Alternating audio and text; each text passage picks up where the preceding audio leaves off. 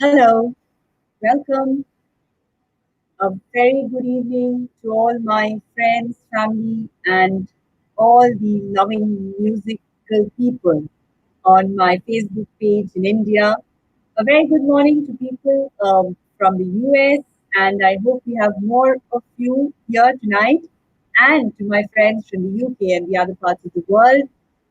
Today is a very, very special evening, and as you all know, I love music, I adore music, and I love music instructors, singers, professionals, and people who are really gifted, talented, and a lot of them form a part of my life.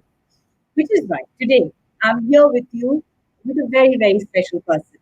I had the good fortune of meeting her and knowing her techniques, understanding it, and really using it in my life whenever I have started. And this evening, I hope, will be fruitful for a lot of you who adore music, even casually or professionally, because for everyone who loves music, it's a good idea to always better yourself, right? Well. So we are talking about Deirdre Lobo, who is the daughter of the India's living legend and the opera diva, Celia Lobo. We are going to meet and be with her very, very shortly. But before that, I really want to tell you something more about her. She's had more than 35 years of experience in the music business. She has coached, directed singers, choirs, actors, and speakers in classes, presentations, productions, and workshops worldwide. Some of their students have gone on to have international careers in singing and acting and dancing, including our very own Tara Sutaria, Pia Sutaria, Meher Mistry, Shamak Davar, Dhaval Chandavadkar, Hana Batusa, Aditi Paul, and Abhilasha Chelam, to name a few. Redry works with students from the ages of 4 years and up, and at all levels of vocal and musical development. Some of her students have performed on the Broadway or in major productions such as South Pacific, La Miserable, Grease, Beauty and the Beast, Cruise, Monsoon Wedding, etc. etc. It is with her versatile and holistic technique and approach to vocal coaching that students are able to sing any genre of music: pop, Broadway, hip hop, blues, jazz, Western classical, Indian classical, and Bollywood, or speak with elegance and finesse when it comes to her speaking process. A very, very talented lady whom I really, really admire. And before that, before I bring her on to you and we share a very good, soulful conversation on her musical journey, can I show you a small clip of the last concert that she held in Mumbai, which was in December last year, and which was a tribute to her mother, the living opera legend Celia Lobo. So here's a small clip from it.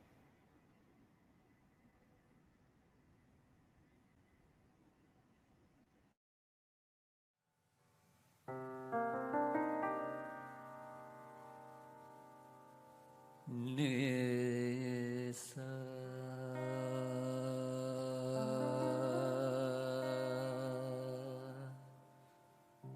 Sagama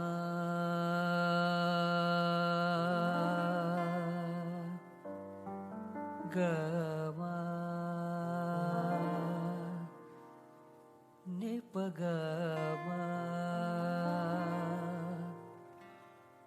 Pama Pagama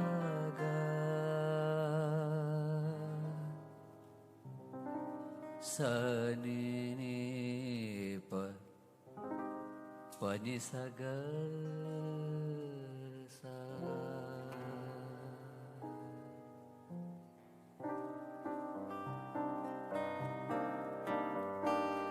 Bésame, bésame mucho, como si fuera esta noche la última vez. Bésame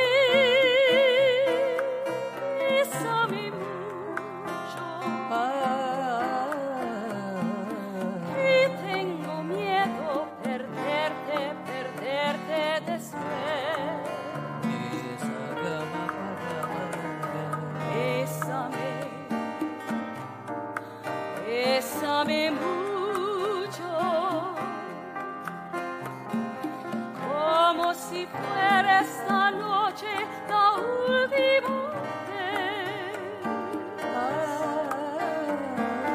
Bésame, bésame mucho. Y tengo miedo perderte, perderte después. Quiero tenerte muy cerca, mirarme en tus ojos, verte junto a mí. Piensa que tal vez mañana yo ya estaré lejos, muy lejos de ti. Bésame, bésame mucho, como si fuera esta noche la última vez. Bésame, bésame mucho, y tengo miedo perderte, perderte después.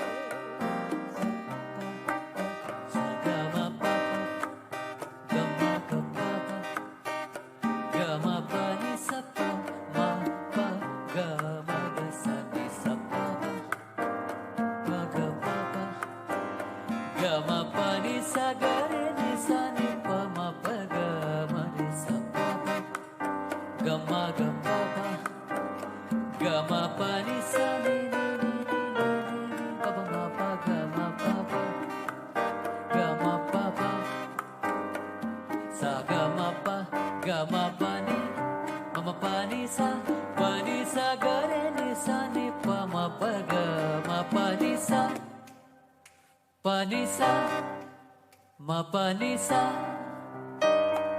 Bésame, bésame mucho, y tengo miedo perderte, perderte después. Y tengo miedo perderte, perderte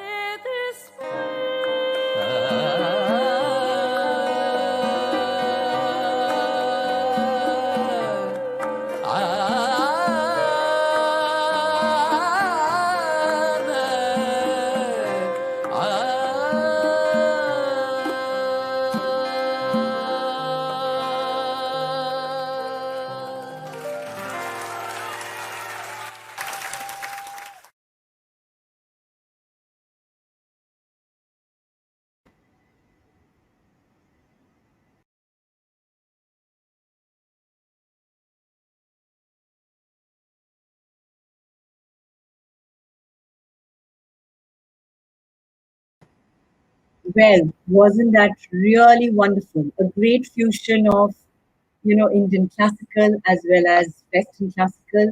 And that's what music is all about, right? Bringing us, closer across genres and just allowing us to embrace it in its natural self. So, without saying much, can I now call upon the Deirdre Logo, who's here with us? I'm very excited to introduce her to all of you. And right now, we are going live on my Facebook page and also on my Jam Jamat, that's the musical destination page on Facebook.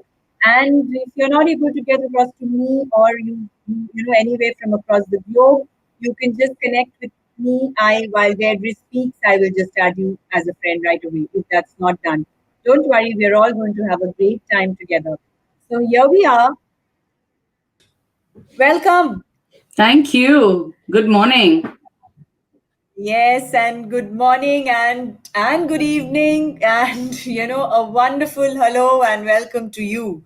Thank you. So Thank how you. does it feel to come on Facebook and actually talk to all our audience across the I'm globe? excited. I'm excited to share my experiences with everyone on Facebook. Yeah, fantastic. And we are excited to listen to you, to have you with us, to get some great understanding of techniques like, few of us got a privy to. and of course, listen to you, which is most important. So, I think let me just come to one of the very, very important questions that a lot of my friends have asked me. You are the daughter of, the uh, opera diva, Celia Lobo. So, Mhm. how was it? Dedra, I think that is something that people are really eager to listen. How was it your entire growing up years? And, what was it like? Well, my whole growing up years were very interesting because as a child, I would listen to my mother practicing. She would practice for hours, especially her morning routine. And I grew up listening to, operas like Tosca and Traviata and Norma. So, from a very young age, even as young as 3 and 4 years old, my mother said that I could sing before I could speak. And so, literally, I picked up some of the tunes, some of her arias from Tosca and Traviata, and some of these operas that she was, doing at the time. So, yeah, and that is where I started with my, music, basically. Great. So you've been surrounded by it. Yes, yes. And she would take, we are three of us in the family. I'm the oldest of three. I Yeah. have sister Carolyn and my brother Ashley. And Okay. so, she used to take us for concerts, and we very frequently went to the Homi Baba and also to the NCPA when the NCPA was built. At that time, we went for concerts, and constantly whether it was orchestra concerts or whether it was just regular recitals or whether it was ballet. She always exposed us to the arts. And it's not surprising that three of us are all, in the, two of All us are in the creative performing arts people. and one in the visual arts. Yeah. So many creative people in one All family. three of us. Yeah. All three of us. Yeah. So Yeah. mother being a legendary singer, teacher, director, and of course, and all of you. Yeah. So when did you first realize that you wanted to be a singer and you kind of decided to make singing your life? Well, from as I had told you earlier, from the age of 10, I used to sing a lot when I was a little girl. But from between the ages of 10 and 12, I kind of went into my shell and I just stopped singing. I don't know why, but for some reason, I didn't want to sing. And then there was this local competition in Chembur, where we lived in Bombay. And my mom said, "Well, do you want to participate in this talent competition?" It was a Christmas talent show, and I said, "Sure, I'll sing." And so she said, "What do you want to sing?" And I said, "I don't know." And then she said, "Why don't you sing Mary's Boy Child?" The famous Mary's Boy Child by Harry Belafonte. And I said, sure. So I learned the piece. She coached me on it and everything. And I sang the piece and I won the Rolling Trophy that year. And that was like something that I remember that kind of propelled me back into getting back into singing and, singing in front of people. Wow. So can we get a little bit of that song tonight Sure, for all I'll who sing. have been I'll sing a to verse or two out of that song. I'll pull up the karaoke version of the Sure, instrumental track. sure.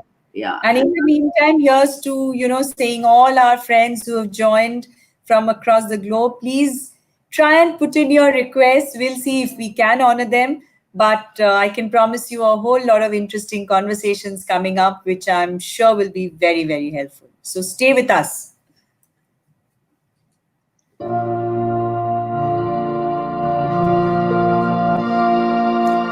long time ago in Bethlehem.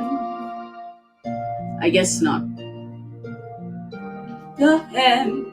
So the Holy Bible say. Mary's boy child, Jesus Christ, was born on Christmas Day. Now Mary and Joseph went to Bethlehem to wash their babe in all the dew. I guess that's it. Just a little bit of it. Sure, no problem. Yeah, so I think we really wanted to get a little flavor of that Yeah, fantastic I'm not voice. very good at following karaoke tracks, and so actually, if I sing it just Yeah, sing it, plain I guess, without, without it. yeah, I think Yeah, I'll sing it that's very without fine. the No track problem. because that'll make it easier for me as well. Absolutely. So, long time ago in Bethlehem, so the Holy Bible say, Mary's boy child, Jesus Christ, was born on Christmas Day. While shepherds watched their flocks by night, they saw a bright new shining star and heard a choir of angels sing. The music came from afar. Hark now, hear the angels sing, new king born today, and man will live forevermore because of Christmas Day. Wow, that was absolutely fantastic. Thank Thank you. you. Thank you so much. Yeah.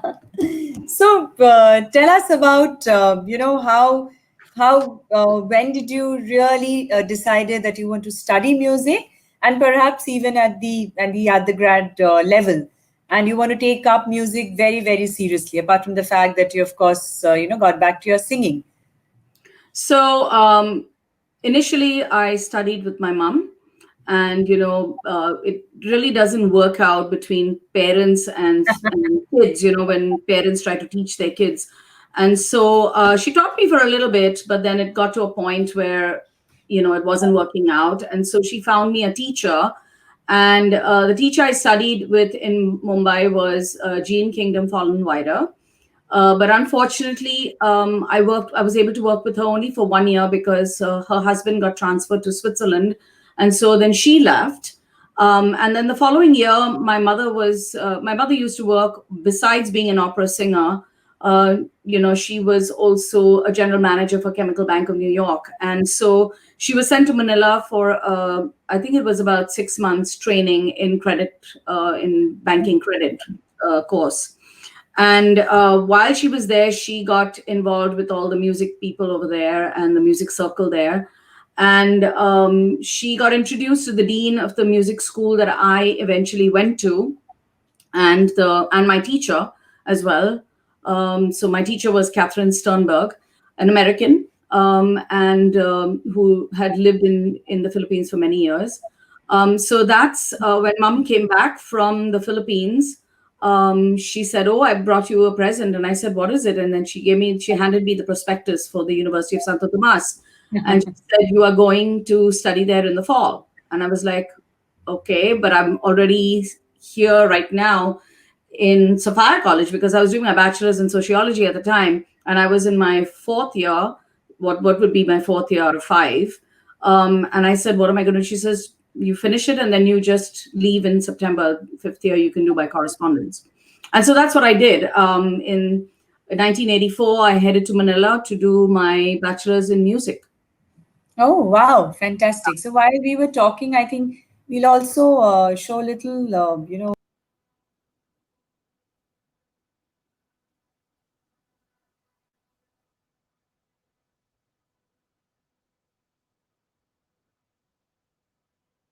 can talk a little about her.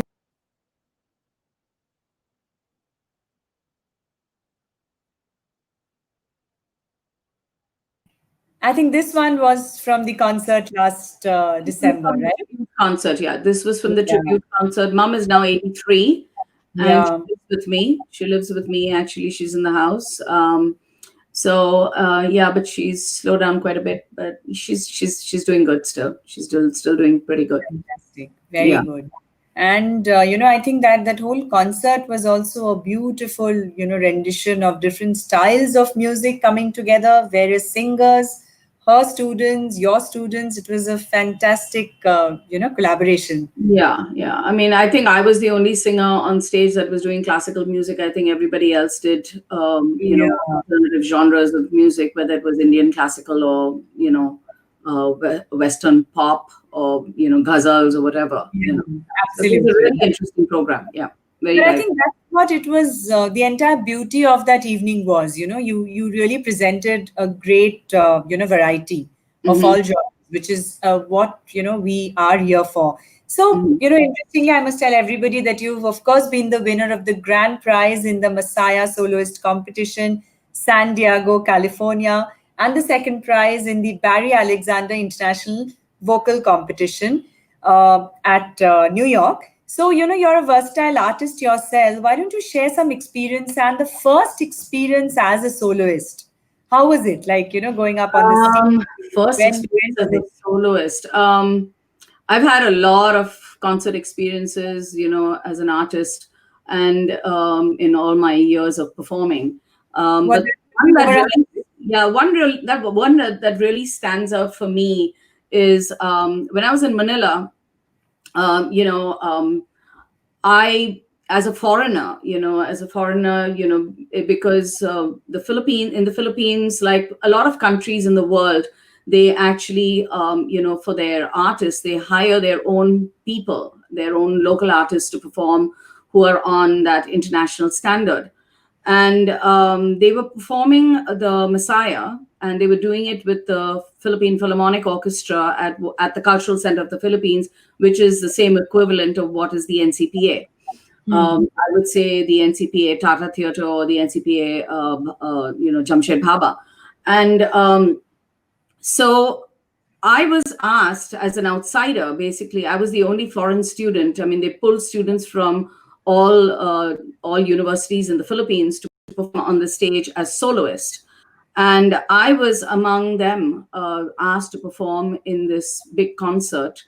And I have to say, it was an amazing experience. Number one, to be a person who is not Filipino and performing alongside with all of them, and Wow. also to be actually singing as a student with the Philippine Philharmonic, which was an Hmm. amazing experience.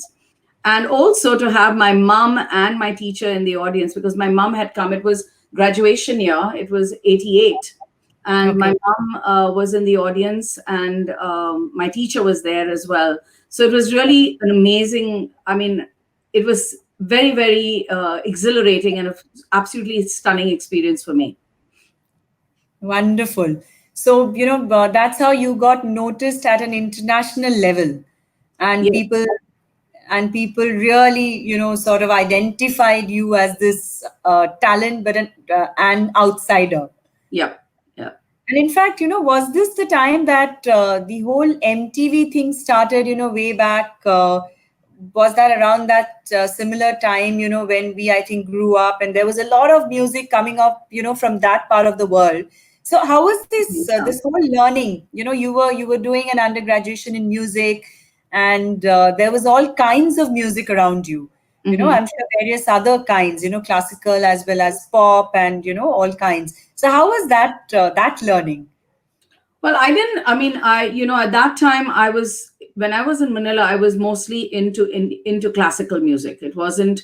I wasn't kind of exposed to so much of non-classical music. My non-classical music experiences only came later. And I have to say, teaching students, coming to me with different songs from different genres of music. Today, I mean, people come to me and ask me to teach them songs by Bruno Mars or by Ariana Grande, or all Yeah. the latest contemporary singers. Very few will ask me to teach them songs sung by Whitney Houston or Celine Dion, the Barbara Yeah. Streisand, the old time pop stars. But in the time at that time in the 80s, I was not exposed to so much of singing that kind of music. Okay. When I came back from Manila in 88, I did do a lot of teaching. And that is when slowly I started getting exposed to, teaching pop singing. Oh, fantastic. And, very soon we are going to have somebody coming in, who has connected you and me, and through who I really came to know you. But before that, let's also get into a little bit of understanding of how did this person who's been a fantastic singer turn into an instructor, and then how did Clav happen for you? If Club you want to happened. share Yeah. that story. So as I said, in 1988, when I came back from Manila and came back to India, my goal was basically to do a lot of teaching, do a lot of performing, Uh-huh. and I did a lot of performing. I really performed a lot for 2 years while I was in Bombay. Did concerts in Bombay, did concerts in Pune, whether that was chamber music or solo recitals. Did a lot of that. And then after that, I got a little bit, kind of not challenged enough. It wasn't challenging enough for me. And so I wanted something more than that. And so that's when I decided that I wanted to come to the States to study. But when I came back from Manila in 88, the first thing that came into my head was that I wanted to start something so that students like me, when I first went to Manila, would be trained at least at the preparatory level before they went to the university level. Yeah. So when I went to Manila, I did not have training in the theoretical subjects like music theory or sight reading or music analysis or counterpoint and stuff like that. And so when I went there in the first year, it was really rough. It was pretty rough because I had to really catch up. I had classmates who were in performing arts high schools, and so there they are taught all these subjects. And I was like here at 20 and I'm like, muddling through this whole stuff. Besides it being a culture shock, it was also like a musical shock, as I would call it, for me. So I really had a struggle with really working really hard to keep up and, catch up with everything that I had to do in class. So when I came back, I decided that I really wanted to start something someday where students would have this opportunity to learn these different subjects, not just theoretical, but performing as well as theoretical. And so in 2015, many years later, I started the Celia Lobo Academy of Voice, which was primarily only for singing. And today I've got them working on drama technique, speech arts, musical theater, different kind of areas of the arts. Yeah, so Clav was born in 2015. Okay. So, would you suggest that actually people start learning really young? Like I saw something, from your end where you say, okay, right from 4 years onwards. So, would you really suggest that? Well, yeah. I mean, I've got students. I teach group class students right now online, and I've got six of them. The youngest kids are 4.5. There are two of them who are 4.5. The rest of them Yeah. are between 7 and 8. Yeah, I mean, I work with a assistant instructor in the classroom, and we work in breakout rooms. And these kids are like, I mean, they get it. I mean, it's not like they don't get it. Wow. You teach them the technique slowly, and we work one on one with the students. So there is no, there used to be a myth in the times when I was growing up that, oh, you can't teach students when they are that young. And I think that's baloney. It's totally baloney. Because if you actually show them what to do, they can learn. I mean, they learn. Yeah. There was a long time ago when I had a student that came into my studio over here in the States, and she was about 3 years old at the time. And she came in, and the parents, they're Filipino parents, and the parents said to me she wants to do singing lessons. So I said, okay. And then, I normally get singers, students to do a little song just to, kind of um, assess as to where I have to work with them and Right. what work I need to do. So I had her sing, and she sang. She got up there and she said, "Oh, my name is Hannah Bautista, and I'm going to be singing tomorrow from Annie." And I almost fell off my chair. I literally almost fell off my chair. 3-year old, just the confidence, the way she spoke. And then she sang and she just belted the song out. And I'm like, Wow. Oh my God. I mean, this is like a child prodigy. Okay. Yeah. For me. Um, who can sing like that at that age. Works out that I trained her, and she went on to be, doing Broadway productions, on tour in the US. And her father, kind of left his real estate work and went with her all over the place. So I don't think she's singing anymore right now because she went to high school and stuff like that. But she went on to doing Broadway productions. She did Les Mis, and I think she did South Pacific after that. Wow. Yeah. Wow. Absolutely wonderful. Because, there are often these questions that whether their kids have the attention span or, would they really sit through it? But I think, as you rightly said, if they want to do it, they would. And it's Yeah. also, I think attention span, you're right about. I mean, half an hour, I think, is the maximum their attention yeah, goes for. yeah, But if you actually channel their energy correctly, I think they're okay with it. I mean, as I said, I have this group of 4 to 6 year olds. And in that classroom, what we do is I work one-on-one with the student while the instructor works with the activity okay, related to music, whether it's rhythm or melody or whatever. Um, okay. so that keeps them entertained, so that they're Yeah. not, losing the concentration.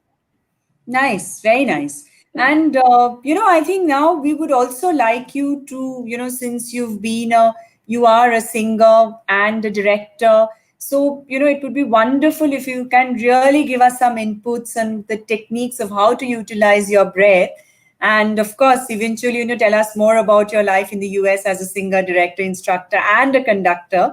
But now, can we then call upon our, common friend and another very, very dear person. So I'm going to call upon Pilu Vidyarthi and Pilu Di, welcome. Hi, Pilu. Hi. Yeah, I think I And can hear you. Rajaji, as you How know are her. you? I'm good. Good to see Good, you. good to see you online. Good to see you. And it is because of her that, we got a flavor of your work, Deidre. So we are so, so happy for that. And thanks to her. And if I can show this unique picture when we did some work together, the entire That's style great. and trying to, I just got this and this was really good fun. Yeah. So why don't we do a little bit of the technique? Okay. Yeah. So, Pilu, I said, we're going to work with the breath, teach them Yeah. how to do the diaphragmatic breathing, which is necessary for any singer. And I have to say, diaphragmatic breathing is the way all human beings actually breathe. When we have a student that comes into the classroom, I ask them to breathe. So now I'm going to ask you to take a big breath. So what we're going to do, we're going to demonstrate to you the incorrect way of breathing first, and then we're going to demonstrate the correct way of breathing. So Pilu is going to demonstrate incorrectly. So Pilu, go ahead and take a big breath. And what I want you to do is I want you to step back and just adjust your webcam so that I can see you head to waist if possible. Yeah, that's perfect. And you're a little bit too far. You're a little bit too far. Is there any way you can adjust the webcam slightly? Not quite good. I'm trying. Yeah, because if you're closer, they'll be able to see better. If you're too Also, far, just to they add can't see. that Pilu's been, she's an actor, singer, theater personality, and she has learned from your mother for Yes, almost 7 years, yes, she studied with right? my And mom. yeah, Yes, yeah. so So, it's and it's um, absolutely, yeah, yeah, Western technique. Yeah. So Pilu, what I want you to do is like open your mouth, take a yawn, kind of yawning, and then open your mouth and take a big breath and fill up the tummy area. So you basically sending breath to the tummy. You're not Yes. breathing up in the Want me shoulders. to do the incorrect way first? Yes, but I want you to see whether you're going to do that. All right. Do it one more time. Again. Okay, so notice that Pilu is breathing up in the shoulders, in the chest area, what we call clavicular breathing, which is incorrect. And the reason why it's incorrect is because there is no muscle there to support the breath. The only muscle that support the muscles, I should say, that support the breath are the diaphragmatic muscle, the abdominals, the intercostals, and your back muscles. And I always sing with all muscles in the body, basically, to produce sound. And so I teach singers that. And so now I'm going to ask Pilu to actually breathe correctly.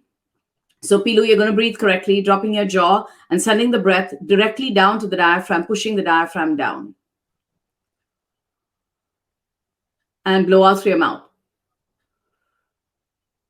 You need to come a little closer. I don't think people can see. I'm finding it difficult to see. Yeah, right there. That's perfect. Yeah, that's good. Now, inhale and really make sure that when you inhale, that you open your mouth and you push the breath down. There you go. And now release. Okay, good.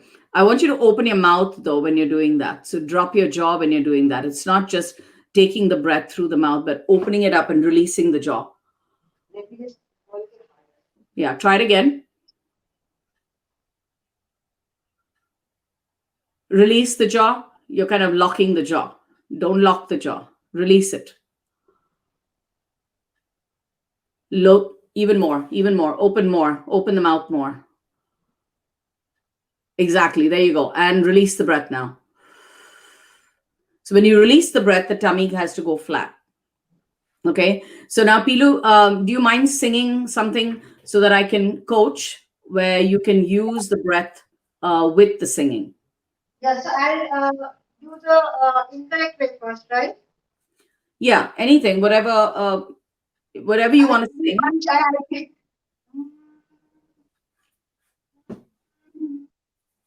All right, so I'm doing a regular way. That's fine. Yeah, just do the regular way, and I will correct you. A lot of right things going on. So I was racking my brains what to sing because there's a lot of fun. Dhanu dhanu pushpara আমাদের বসুন্ধরা তাহার মাঝে আছে দেশের সকল দেশের সেরা খুশি স্বপ্ন দিয়ে তৈরি সে দেশ স্মৃতি দিয়ে ঘেরা. Okay, good. Good. Stop. Good. So what I noticed is when you were singing, and you thank you for doing the incorrect way of breathing. You were breathing up here. So what happens with the sound is when you do that is that the sound doesn't become rounded. It doesn't become supported. And in the long run, when you keep singing like that with no breath support from the diaphragm area, you will encounter problems with pitching, with projection, with diction, with phrasing, and with the breathing in general, holding long phrases together. So the diaphragm and all the surrounding muscles like the abdominals and the intercostals and the back muscles play a very key role in vocal production. So we call it the boss of singing. The diaphragm is the boss of singing because it kind of, as I said, controls everything from pitching to diction to projection to phrasing to breath control, pretty much everything. So what I want Pilu to do right now is, Pilu, I want you to breathe down. And when you sing, I want you to open your mouth, not even when you're singing a non-Western piece. I want you to make sure that you're still opening your mouth and releasing the jaw when you're singing. And enunciating, when you're singing those vowels, I want you to extend the vowels, not to kind of sing them be so careful about just pronouncing every single word, but kind of extending the vowel and then putting the consonant on it. That makes sense. Okay, so take a breath, take a huge breath, and when you take that breath, just sing 2 lines for me. Just do 2 lines. And then when you do the 2 lines, I want you to see if you can kind of connect the breath with the sound.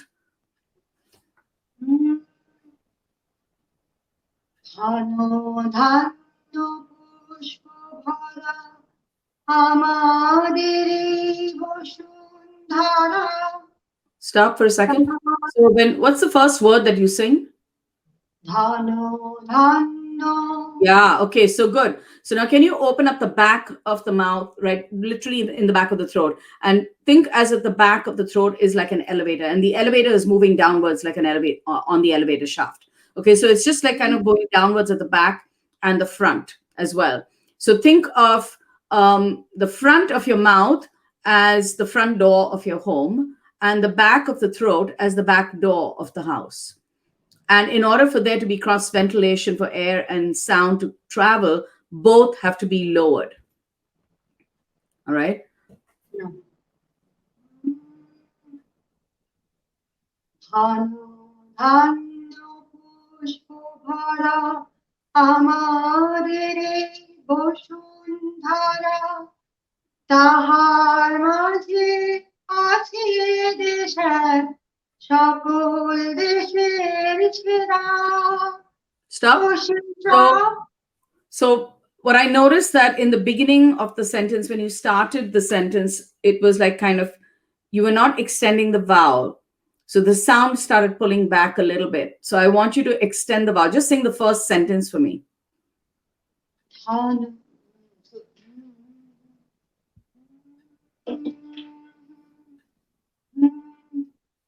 Dhanu, ধান্য পুষ্প ভরা আমাদের এই বসুন্ধরা, তাহার মাঝে আছে দেশের সকল দেশের সেরা। Okay, good. Now I want you to one last thing, Shalini. I want you to do one last thing, and that is the volume is. I just want you to demonstrate to the audience that the volume is controlled by the diaphragm. So Yeah. when you sing, when you sing the sentence again, just sing two sentences. Don't sing the whole thing. But when you sing the two sentences, I want you to push from the diaphragm, not from the throat, for the volume. Yeah, so I'll take the cross line then, because that will take the better idea. Okay, I'll play the cross line. Okay. এমন দেশটি কোথাও খুঁজে পাবে না কো তুমি, সকল দেশের রাজধানী সেজে আমার জন্মভূমি, সেজে আমার জন্মভূমি, সেজে আমার জন্মভূমি। Good. Very good. Very, very good. Thank you, Pilu. Thanks for your help and wish you all the best in your career. Thank you. Yeah, but you can stay on and, whatever other questions you have, ask on and be here with us. Yeah. Ask I'm him. there. I'm watching it. Yeah. I'm at the backstage. Yeah. Yes. Okay. All right. So thanks to her, thanks to Pilu Di. So she, of course, as you know, that she runs the Chutir Pathshala, which a lot of us have found again our ways to reconnect with our music and our kids, which is the other beautiful thing that she does, where she gets all the kids and she teaches them exactly how you said, that right from age 3 to 4 onwards, how you can get their attention doing very creative work around music and not really acting like the so-called instructor. Mm-hmm. So, actually, helping them to open up, which is where I think the acceptance is better. And that is probably better than your own mother or your own grandmother. I too learned from my grandmother. So I think it is perhaps a little different when you're hearing it from people outside. Fantastic. That was absolutely wonderful. There are a lot of comments coming. And, people are suggesting that, yeah, great thing, great going. Yeah, fantastic. So, the other thing that I really wanted to ask you is that you've really made a great difference in the lives of youngsters and, actually bringing them out of their shells. And here, it's very contextual in today's world also, Dedre, where what we're all going through and how the entire world is kind of, having a very, very different kind of mindset. Everything has slowed down. People are taking, very, very cautious steps. There is mental agony, stress. So there is, various kinds of things projects that are happening all around. So how do you think, you really play a role here, and how do you really make a difference and amongst people and, with people all around you? So, when I work with students, whether it's a young kid or even an adult, I work with individually, based on their individual needs, of course. And I see. I mean, when I meet a student, I know at once whether the student is an introvert, whether the student is extroverted, uh, Hmm. and how to deal with that student. Whether the student is very sensitive, Yeah. doesn't like being spoken in a certain way, to and things like that. And so I have a very good sense of actually getting that once I meet a student. And I think that kind of connection, which I have with students, is for me it's a gift. Basically, it's a gift from God that I've got that connection. I'm able to get that connection, immediate connection with students when they walk into my studio. I Now, think they love you and they respect you and they fear you, but they love you. I don't think they fear me. I mean, I think initially, I mean, when people, I get this quite a bit actually. She's very strict. Yeah, you are That strict, is the one which is thing that, great. yeah, that kids come out and they say, "Oh, she's very strict." They tell the parents. But then, once they get comfortable with me, they bully me. They totally bully me, and they try to get the better of me and, try to really get, whatever they Excuse me. want from me. So, when talking about, this issue of confidence and this issue of actually bringing kids and students out of their shell, one thing that really stands out for me is, I'm drama director at a school, a local school over here, and last year we did a production of Annie Junior, and there was this kid in the class. Right, she enrolled in the drama, what we call the drama club. She enrolled in it from grade 6, and she graduated this year in grade 8. But in grade 7, she played Miss Hannigan. So the show was double casted, and the other Hannigan was, I mean, she was, just a phenomenal actress, just, absolutely stunning. So there was not much work that I had to do with that Hannigan. But this Okay. Hannigan, the second kid, was very introverted, and I had to work a lot to work with actually dropping her jaw, because she used to speak like this, and she wouldn't Okay. Oh, release the jaw. Yeah, she wouldn't release the jaw. okay. A long time, from grade 6 to grade 7, where I had to work with her, to actually let go. Mm-hmm. And then it was opening night of Annie, and she was. I mean, she had opened up the voice a little bit, but she hadn't gotten in. She'd not gotten completely into the character of Hannigan. And Hannigan, if you know the story, is this very horrible owner of this orphanage and treats the kids really Yeah, quite. badly, Yeah. kills them basically, um, to make money. And so she was not totally, I think it was nervousness and everything all together. And she's playing a lead role. So she was not totally where I wanted her to be in performance. And so I worked with her, which I don't normally do with students 1 hour before a performance, because that'll probably kind of just rack their nerves totally.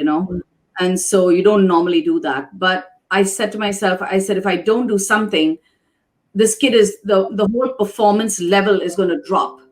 And when her performance level drops, the rest around will also drop. It happens, that's the energy level that just kind of Yeah. changes the whole Yeah. dynamic. And so I worked with her for 1 hour, literally 1 hour before performance. Before the show. Before the show, I worked with her Okay. for 1 hour, just trying to get her to get into the character fully. And then I said to myself, hope for the best. That's all you can do.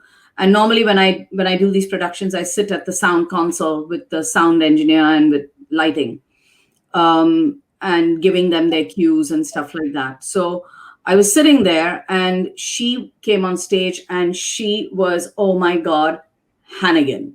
She was Wow. Hannigan. And I'm like, in fact, she was like to some extent better than the other Hannigan. And I was like, I almost fell off. I just like, what the heck happened?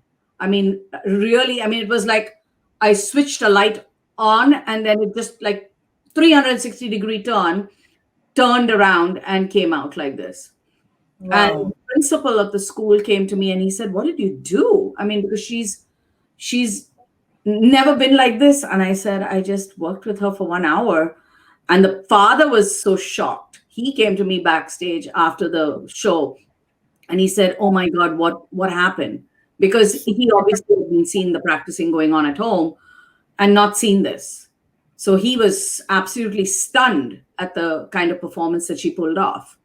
And thereafter, she's come out of her shell. She's not completely where she should be, but she's come out of her shell and she's doing so much better. Really, Right. very well. Yeah. Fantastic. So, So nowadays, sorry, you were just saying something. no, those are the little things that, Yeah, for me, the big thing is confidence building and self-expression. That is my two big things. And that is what I work with every student to do. I work very good. with them. In fact, That is my bottom that's line. the other thing that you were just sharing the other day, and I kind of now recall. You were saying that you don't feel any fear, when you go up on the stage. Unlike your mom, and you completely stage free. And so, tell us, how does one really do that, especially to all our, aspiring professional singers? How do you Um, manage I that? think, I don't know. For me, I think it was just, I don't know, whenever I go on stage, I'm not scared. If I'm not prepared, I'm nervous. But if I'm really prepared very well, then I just go on stage and do my thing and I'm absolutely okay. I At don't ease. have any nerves. But, um, to give you all some kind of advice on that, I would say for all students that they need to perform more often, even if it be, a smaller setting in your home for your family. And that, by the way, is the hardest thing to do. Ask me to sing in front of 2,000 people. I can do it eyes closed, no problem. Ask me to sing in a small room. I am absolutely nervous. I don't know why, but if it's a smaller room and it's just even a party that I had to sing for, I've gotten better. I've gotten better of doing that now. But my sister told me once. She says, look at mom. Mom can sing in a room, and my mom used to really do that. Anybody asked her to sing in a party, she would just go and sing, and I would hide in a room. I would never sing, but I've gotten a lot better, and she told me, she says, you need to do that more often, because you've got a gift and you need to show it. And so Yeah. after that, I've started being a little better about, if people ask me to sing in a party, then I do it. But I would say to students to do it more often, to participate in little things like, just parties and competitions and, small things, and then go on from there to build it into bigger performing opportunities like maybe concerts or whatever. Yeah. But I think, Right. I think the more often someone does performing, the less nervous they. I wouldn't say the nervousness just goes away. It's always good to have some nervousness, but not for it to absolutely totally take over your performance. Yeah. That is not a good thing. So I mean, you should be able to sing at least and perform. So yeah. Yeah, I guess it just helps you to see your level each time and, kind of improve on that. Yeah, That's totally. another way that one can improve. Yeah. And Absolutely. also, since the last, 2, 3 years that, since we've met you and we had the opportunity of doing the workshop with you, I think you've been, someone who've done a lot of these online workshops much ahead of all that we are seeing today. And, you want to share about that and Actually, when I started teaching, I started teaching in 2010, and I never thought of teaching online before. is that And your mom? yeah, that's my mom. Oh, wow. Has Yeah. she seen Pilu? Huh? Has she seen Pilu? Maybe not. Yeah, she has. um, Maybe she's yeah, here so now. I think when she comes out, we'll say hello to her from all of us here. sure. So she was not actually supposed to walk through the room, but anyway, Doesn't matter. Doesn't matter. it's okay. But anyway, so I think she just walked through maybe come to the back washroom. out, went to the restroom. Yeah, no. We'll get to see her. So what was I saying? Yeah, about the online classes and Ah, how yes, the you. online classes. So in I had come in 2009 to India, and I was doing a concert tour in India. And before that, I had announced that I was going to do master classes. And one of the master classes was going to be at the NCPA, at the Experimental Theatre. And a parent actually contacted me once she got the flyer. I don't know how she got the flyer, but she got the flyer, and she contacted me, and this was the mother of Tara and Pia Sutaria. The Oh, Sutarias, yeah. Tara has gone on to being a Bollywood actress now. yeah. But Tara and Pia Sutaria. And so Tina contacted me, and she wanted her daughters to attend the master class. And she had been looking for a teacher for a very long time for her children. And so they came to the master class and participated.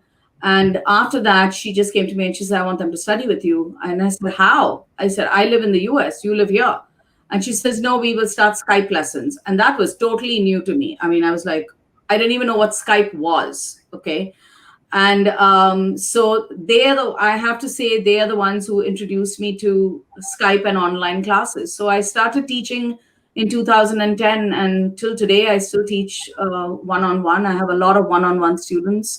And now, because of the pandemic, the CLAV classes, I've got group classes. I'm actually teaching with assistant instructors, as I said earlier, teaching classes here, teaching classes for India as well. So I'm on two different time zones right now. So yeah, I have five students in a group now, and those five students are like one-on-one. Basically, they come. Each student works with me one-on-one, while the other students are doing a musical or some theoretical activity with the assistant instructor in a breakout room. So yeah, it's been quite an experience. The group classes have been quite an experience. One-on-ones were not so difficult, actually, as I'm I sure. went through it over the years. Yeah, but the group classes have been different because I had to be really inventive as to how to, first of all, number one, teach five students in a class because of the lag time. You can't have them all sing all together. Yeah, So you absolutely. have to have them sing one on one, one by one. And then on top of that, how to actually, adults are okay to actually keep their attention span, but younger children, it's difficult to keep their attention span. So how do you do that? Hmm. So we came up with this idea of having a different activity musically related, so that they constantly are engaged and not kind of just sitting around the room bouncing around. I have like these 4.5-year olds who are just bouncing around on their sofas and stuff like that, and that's distracting. So sometimes I just tell them, turn your video off so I don't have to see that. Uh-huh. Otherwise Right. I get distracted when I'm teaching. So yeah, so right now I'm teaching all the classes because my instructors are learning. And I'm hoping that once they learn, that they take over some of the group classes. So I'm not teaching 12 group classes right now, I'm teaching 12. So it's a lot. Great. Yeah, it's a lot right now. Fantastic. Very good. Lovely to. Hello? Yeah, what? Didn't hear you. Yeah. So I was just saying that. So now, tell us what next and what's this whole thing about Weimar coming up and, what are your plans? So, Clav is this vocal academy that I founded in 2015, and I wanted to be bigger than just a vocal academy, and so I came up with this idea of having an institute where we would offer various subjects, not just singing, but instruments and opera, chorus, ensemble, drama techniques, speech arts, musical theater, even dance, and dance related to our musical theater program, as well as our drama program, where we would have movement. related to that. So we came up with this new institute, OVIMA, OVIMA, standing for One Voice Institute of Music and Art. And so that launches tomorrow. The website launches tomorrow. It's ovimaglobal.com. And I'm excited because we've got a lot of different programs that we are going to, I mean, slowly, I mean, obviously all the programs are not going to be on the website right now, but as we start hiring more and more instructors, and I'll be hiring the instructors worldwide, not just, from India, but, Yeah, people who that's are great. colleagues of mine who I've worked with over the years, have them be the main instructors. So that's the plan. Me being as artistic director, doing some of the classes, but not all.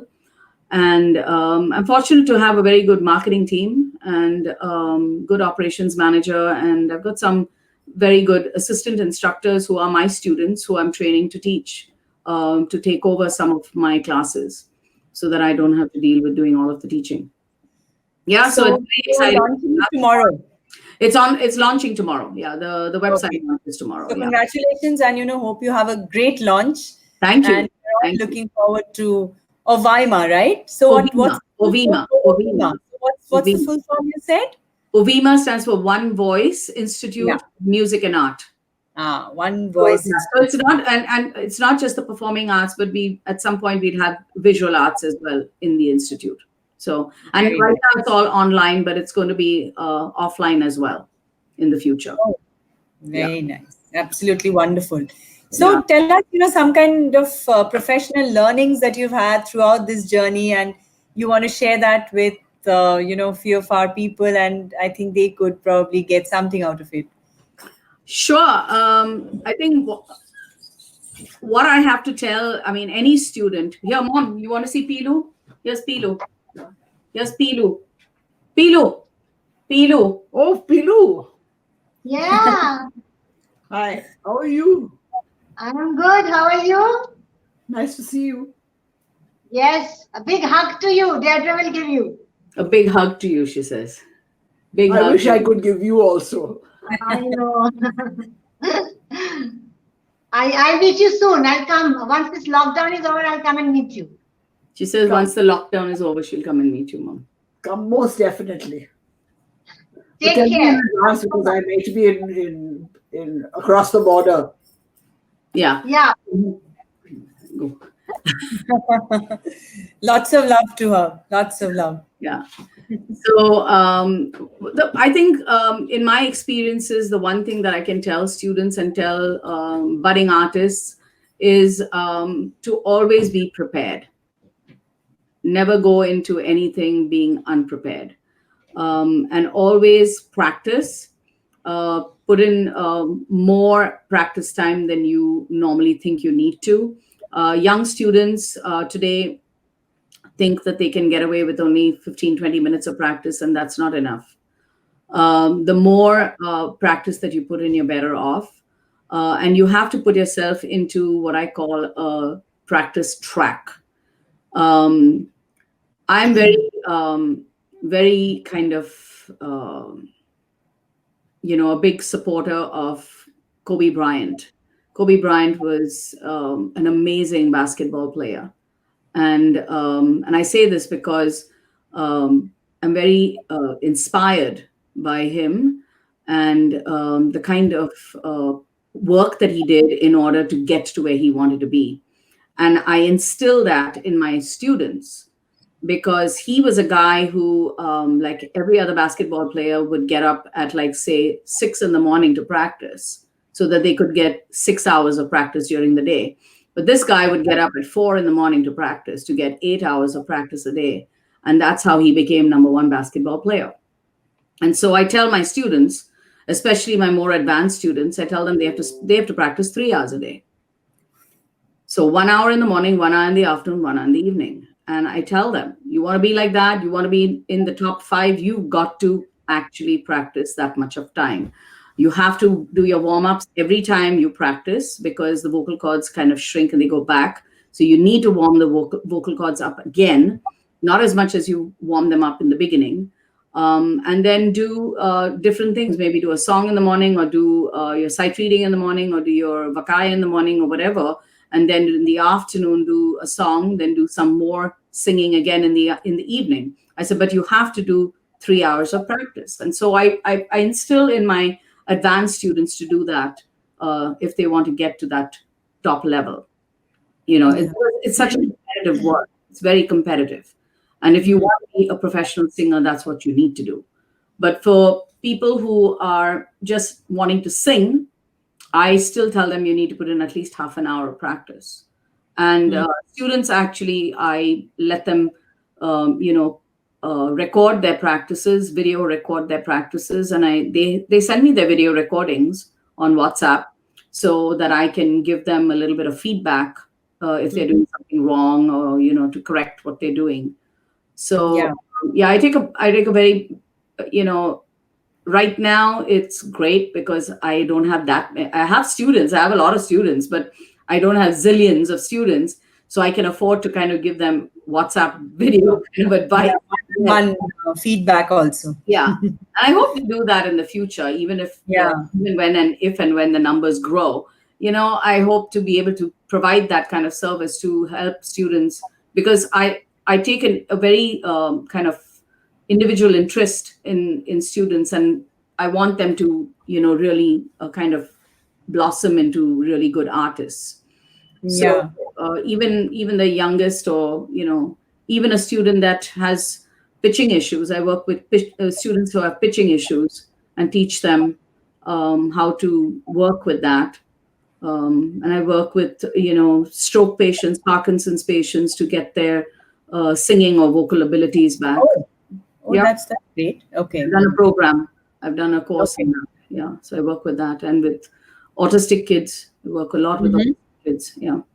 Yeah, So because they say that, with music, you can really heal, your yeah, uh, and autism, especially autism. healing process. Yeah, and a lot of them are so gifted. I was invited to a competition where there were all special needs kids performing, and it was unbelievable. I mean, I was like so humbled just watching these kids perform, because Yeah.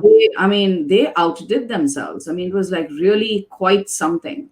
And I'm like saying, wow, I mean, I wish regular kids would kind of be like this, because sometimes regular kids just kind of take things for Take granted. things for granted. Yeah, Yeah, and they absolutely. don't, and these kids work so hard in Really order hard. to, yeah, in order to do what they want to do, because that's what they want, that's what they have, and that's all they have, you know. And yeah, so I work with special needs kids and help them with their work, with their talent, and with their singing. Yeah, that's absolutely wonderful because that kind of gives you a very different joy, and when you see them flourish, I think there are different. That is quite overwhelming itself. Yeah, yeah, yeah. I mean, yeah, that is what I'm a very kind of emotional kind of person when it comes to working with students, and I get yeah, I get personally affected in a way, and I shouldn't, but that's the way I am. I get personally affected when I work with somebody who's got these hardships and Mhm. dealing with that, so it's, and dealing with and the families dealing with that issue. Yeah. You see it from their perspective With as well. life, I think overall, just this Yeah, is probably a part, and some people segregate this into a corner, whereas the rest of the life happens. yeah, absolutely. If you Yeah. want to put it together, then life can be, musical for all Yeah, you know. and actually, Ovima has special programs, and working with Parkinson's and stroke patients as well. Um, Oh, okay, yeah, we okay. do. We will So Rima has start a very lot high. more holistic approach to overall. Absolutely. So the Yeah, whole teaching approach is very holistic. yeah, So we work with, as an organization, we work with not just teaching them how to sing or being musicians. We yeah, teach much them more. life Yeah, skills. We teach them life skills. I teach them right from wrong. yeah. I don't tolerate any nonsense in the classroom. If kids, I've corrected kids right straight up front. I mean, if Hmm. a kid is laughing at someone, I'll just straight away stop it. Yeah, And I tell them straight off, put yourself in that person's shoes. I mean, how would you like it? yeah. And then I teach them about also students who don't practice and all that kind of stuff, I give them a talk and I tell them, your parents are paying a lot of money for this. Just Yeah. because they're paying the bill doesn't mean you do what you want, kind of thing. Yeah. So, Absolutely. I teach them what I treat my students as if they were my kids. And I tell That parents that. we've seen. That we've seen. So I definitely don't, and haven't been able to do the practice that you really say. But each time I do an English song, I do it the way that you have taught me. So that's the only thing that I have kind of taken back. And I think the best part is, which is what I also tell Piludi, is that even when the throat is not okay, with this technique, you can still sing, which is an amazing thing, because otherwise we feel that, so my throat is not good today and I can't sing. Yeah. But with the technique, I think your voice is coming out from the diaphragm. So Yeah. it's So it is. I mean, it's a like technique. a mindset. Yeah, it's the mindset, and it's a Yeah, technique that actually works with any genre of music, whether it's Indian yeah, classical, Bollywood, absolutely. or pop singing or anything. I mean, you have to make certain adjustments in the style of the Yeah, singing. But for instance, in pop singing, you transfer the breath from the diaphragm directly through the into the resonating areas. But and the same similarly for Indian classical music, because it requires that nasal sound. So right, you transfer the air, it's where you direct the air, right? right. And where the sound and the air is directed. But Yeah, with classical music, you're using the entire body also to sing. Because, like, for instance, when you're singing opera, you really need to have your entire being performing that, hmm, hmm. not just physically, but mentally and emotionally. You're doing everything, to Absolutely. bring out and the same thing with musical theater. It's similar to musical theater because you're doing the same thing there. But Yeah, yeah, I would say, yeah, it is a holistic approach, and we work with students, teaching them everything, not just. And that is why Ovima, because Ovima has got, we have different subjects so that the child or the student is trained holistically, yeah, with all different kinds of areas of study that they can, work with, as well as, they're taught by their teachers, what is correct and incorrect. yeah, really nice. So, we have some great comments, but at the same time, it is about, in fact, more than an hour now. So, before we end, you want to say anything special to all those people who wishes to be a singer and who love music and, who wish to add on this technique? How should they go ahead? And we shall end with a song. I end with another song. Okay. Yeah. So yeah, as I said, I mean, you have to really, believe in yourself first of all. Believe that Yeah. you can do it. Okay. When you believe in yourself, then you're able to visualize what you want to do and where you want to be, and then through your music, you touch the lives of people and make a difference in them. Yeah. That is my mantra. That is what you do, and that is the vision and philosophy behind Ovima and Clav. Basically, that's what we do. Yeah. And teach students to believe in themselves first. Because if you don't believe in yourself, you can't do anything, right? You have to believe that you can do it. And then, once you believe in yourself and you know that you've got this talent and you want to be something, I always tell students 10% is talent. The rest of it is hard work, money, networking, being in the right place at the right time. That's the rest of it. And it really is. I mean, it's a lot of hard work Yeah, and it is. a lot of networking. It's really knowing who you know in the business. And I've Yeah. been in business for more than 35 years now. So I've seen it. I've seen it all. I've done the audition route, seen it. And oh wait, and you have to have resilience. You really Yeah. have to have But I resilience. think that's for all art and all for across. I mean, whatever Yeah, you're doing, you just have yeah, to but have. we take it very lightly because there are a lot of people who don't Uh, have that. And I tell students, if you cannot pick yourself up and move forward, then don't do it. hmm. Because this is not for you then. If you Yeah. can't do that, don't do it, because that's really hard. It's really, really hard. Because when you do an audition and you are not able to get away from uh, something that happened at the audition, or if you are not able to come out of that, if you've not made it in that audition and not able to come out of it, then you cannot go on to make a career, because that's what happens in its life. I mean, you may be really well prepared in an audition, and something may happen. Something, you may see something or get distracted in an audition, and it happens. It really does happen. It happened to me. But I come out of an audition, I'll say, okay, fine, on to the next one. Yeah. But if Yeah. you can't say on to the next one, then you cannot be in this business. It's really difficult. It's really difficult to do it. If you're doing, I mean, I'm talking about singers who want to be singers, who want to be, do it as a career. Also for some people, when they're very emotionally distraught, it kind of affects the voice and Yeah. And those kind of there is a lot of things I can talk about in vocal health. Yeah, And I one know. of the biggest things is, which has affected me personally, has been acid reflux. Many, Oh. it has affected me big time. I was supposed to do a very major opera role so many years ago, and I didn't even know I had acid reflux. And one fine day, my voice just kind of disappeared. It was just nothing. Oh. It was nothing. And I had like literally 2 weeks to the performance, or 3 weeks to the performance. I can't remember. And I didn't have any voice. There was no voice coming out. And I didn't know what to do. And I used to work a day job at San Francisco Opera in the development department. And one of the major gifts officers said to me, why don't you go and see Renee Fleming's laryngologist? Now, Renee Fleming is an opera star. Okay. So go and see her laryngologist. And she gave me the name of the doctor. And I went and saw the doctor. And the doctor said, you've got acid reflux. And I said to him, I said, what is acid reflux? I didn't even know what acid reflux was. And I didn't know that it could actually take away your voice. Affect your voice. Yeah. Yeah. And within 10 days, my voice was back, but I couldn't do the opera because I was rehearsed. So, things like that, I mean, can actually, Yeah. they're very dangerous. It's very dangerous.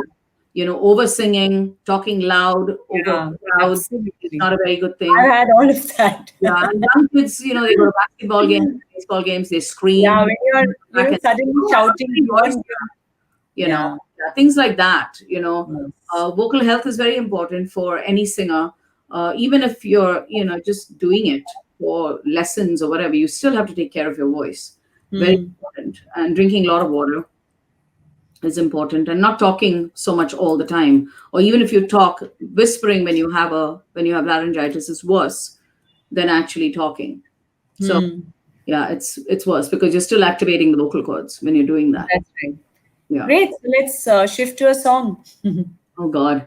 Okay, so I thought a song that in COVID times and the way the world is right now evolved, with all the disturbing stuff that's going on in this universe that we've got. And wishing everybody well. Yeah, and it is like there are people who are suffering, and then there's also people who don't want to listen to wearing masks in COVID times, which is very annoying. So I thought of a song which is, I think everybody would know it. Let There Be Peace on Earth. And I think that's a really apt song. So I'll sing that. Let there be peace on earth, and let it begin with thee. Let there be peace on earth, the peace that was meant to be. With God as our Father, brothers and sisters are we. Let us walk with each other in perfect harmony. Let there be peace on earth, and let it begin with thee. Let there be peace on earth, the peace that was meant to be.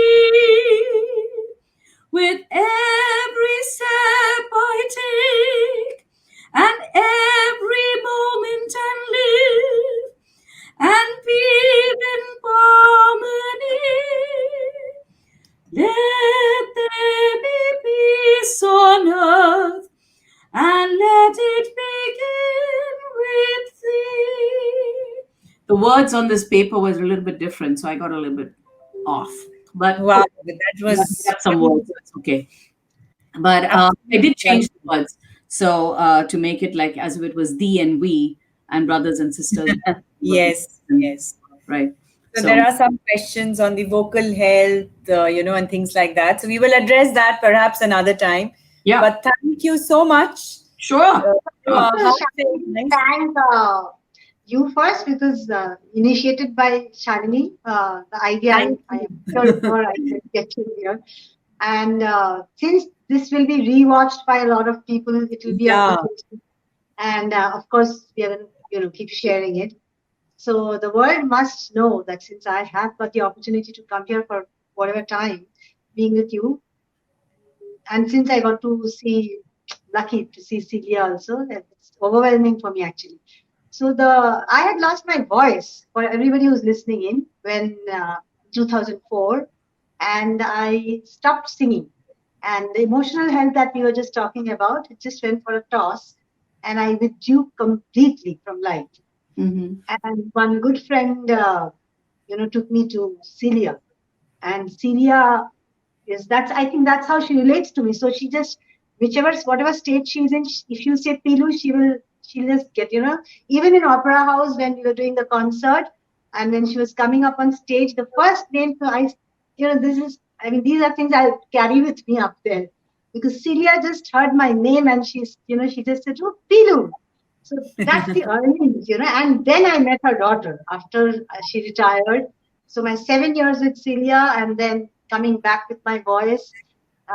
So it's like amazing. And then Deirdre's trust in me, and she's continuously, partnering each other in whatever way I can support her, and she has just had so much of faith in me. Keeps calling me and asking me things, and we just chat. And I have reached the Disney auditions also because of for musicals and she gave me coaching right from there, on one call.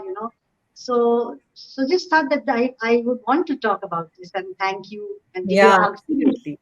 Yeah, Big no, hug from me too. Mom has affected many lives. I mean, Yeah, and a lot of them have gone on to make big careers, really big careers, and some not so great big careers, but I mean, but still singing beautifully and like yourself, yeah, and really well for yourself.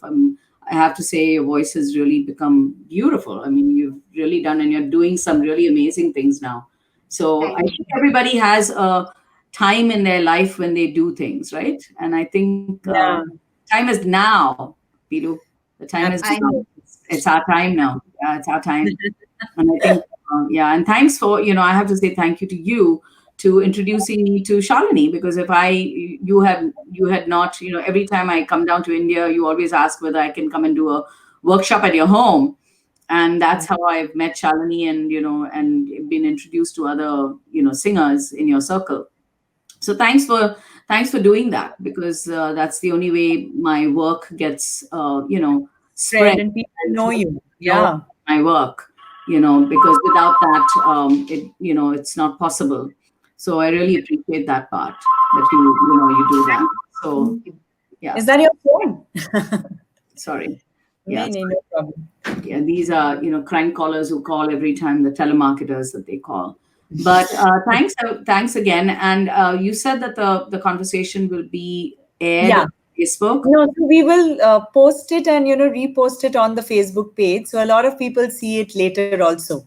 It's Yeah, not because that we only I think want. some people may not have been able to see it live. No, I have already added them. Whoever was asking, I have already added them. Priyanka and others, yeah, Okay, I have added them. Yeah. okay, cool. That's why I was asking you yesterday if they wish to, connect. But yeah, that's been done. So thanks to you. All the best and congratulations for your, new academy. Thank Wish you. you the very best. We are also doing something around musical workshops and, a lot around music. So Yeah, I am surrounded with music. I may not sing, but I'm doing a lot around it. That's what keeps me that inspired. keeps you going. Yeah, Thank it keeps you you and going. people like Pilu. And Pilu, thanks for being the Tell guinea her to pig. start practicing. Yeah, she doesn't listen to me. I've done this year. So Deirdre, you have to tell her to start that practice thing at half an hour a day. You have to practice, Yeah. definitely. I tell students who have not been practicing to start with 15 minutes. Yeah, that's true. Do 15 15 minutes. minutes 3 times a day. Break it up into 3 times a day, and then every week increase it to 5 minutes more. and you'll get your 1 hour. That's actually interesting and easy to do, perhaps. It is easy when you do Yeah, 15 minutes at a time, 3 times a day, and then yeah, you increase it to every week by 5 minutes. You'll get to that 1 hour. yeah. Ultimately, it's to 3 hours, So and on then open offer, Shalini Gupta, you can always her excuses will be work, child, children. So she's just a couple of floors down. You come up and sit in this room and do 20 minutes of practice with me and go down. That will Yeah, make it a that's discipline. true. you're That's true. in the same building. Absolutely. And now, yeah, we are in the same building. And now also my daughter, and she sings beautifully. She has a good voice. So I have started her at least to sing with Pilu and sit with her, and they of course have a great loving relationship. Yeah, so I think it's been wonderful. Yeah, one just has to Thank start. you. Yeah, It's yeah. just one just has to For start. having And me, and more thanks, Pilu, for being the guinea pig. Thank you. My pleasure. I have Thank got to you. see you. All Thank right. you. Thank you, Thank Deirdre, and you. thank you everybody who was, watching us live. And we hope to bring more of you. And stay well, stay safe. Thank you. Good morning, Thank and you. have a great day and good night to everybody. And Thank Good you. night. you all Lily. too. Thank you very Thank you. much. All right. Bye. Bye now. Thank you. Take care. Bye bye.